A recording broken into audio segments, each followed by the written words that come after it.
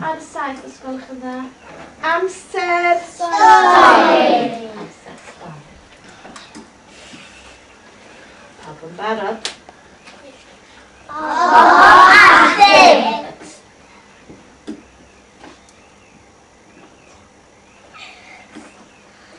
Amser maes yn ôl, roedd y ffermwr yn cerdded i'r fatha i gwerthu am ei feiliaid.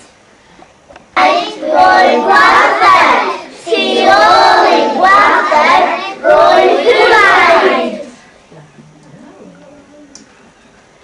Yn y fatha roedd gelyn, roedd y gelyn yn hoffi ffordd y ffermwr.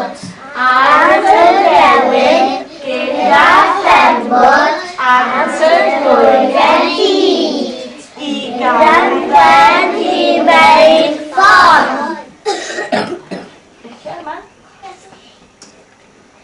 Roedd y gelyn a ffermwr yn sefyll wrth y goeden hyd. Roedd yn ogof gan y goeden, a roedd y tryso yn ogof. Roedd y goch hyd yn ogof hefyd.